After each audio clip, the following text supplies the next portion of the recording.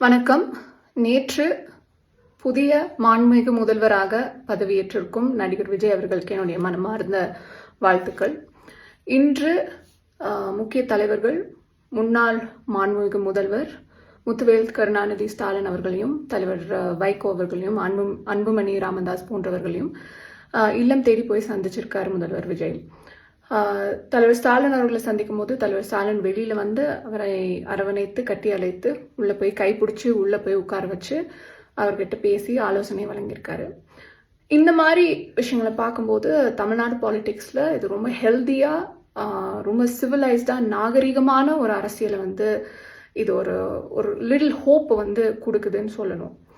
However, ரெண்டு கேள்விகள் வந்து தமிழ்நாட்டில் வந்து முதல்வர் விஜய் மேலே வந்து ரெண்டு குவெஸ்டின்ஸ் வந்து வரும். ஒன்று, இது திருப்பி இதுவும் ஒரு பிஆர் ஸ்ட்ராட்டஜியா? இன்னைக்கு ஆன் த ஃப்ளோர் ஆப்போசிஷனை பார்த்து ஒரு பெரிய ஆப்போசிஷன் குரல் வந்து நமக்கு அகென்ஸ்டா ஸ்ட்ராங்காக வந்துடக்கூடாது. நமக்கு 1 கோடி பேர் ஓட்டு போட்டிருக்காங்க, நமக்கு ஓட்டு போடாதவங்க தமிழ்நாட்டில் ஒரு 3 கோடி பேர் இருக்காங்க. ஸோ நமக்கு அகென்ஸ்டான ஒரு ஆப்போசிங் வாய்ஸே தமிழ்நாட்டில் வந்து வரதை வந்து நம்ம ஒரு சாஃப்ட் கார்னர் பண்ணி குறைக்கணும் அப்படின்றது வந்து நடிகர் விஜய் அவர்களுடைய, நம்மளுடைய முதல்வர் அவர்களுடைய புதிய யுக்தியா வந்து இது இருக்குமா அப்படின்னு ஒரு கேள்வி வருது. ஏன் வருதுன்னா, இந்த மாதிரி ஒரு சிவிலைஸ்டான ஒரு விஷயத்த இதுக்கு முன்னாடி அவருடைய கேம்பெயின்லயும், ஏன் நேத்து அவருடைய ஓத் டேக்கிங் செரமனில கூட நம்ம பார்க்கல. This is very new for Chief Minister Vijay. So the Honorable Chief Minister yesterday, even in his oath taking, didn't deliver any civil or any diplomatic or any healthy speech regarding the oppositions. அது திருப்பியும் ஒரு டயலாகாகவும் ஒரு டெலிவரியாகவும் ஒரு opposing voice against the டிஎம்கேவாகவும் தான் நேத்து ஒரு government oath taking செரமனிலையும் இருந்தது. இதுக்கு முன்னாடி கேம்பெயின்ல பார்த்தோம்னாலும் தமிழக வெற்றி கழகம் முதல்வர் விஜய் அவர்கள் இதுக்கு முன்னாடி அவர் முதல்வராக பொறுப்பேற்றதுக்கு முன்னாடி அவர் பண்ண கேம்பெயின் முழுக்க இந்த மாதிரி திமுக ஒரு தீய சக்தி,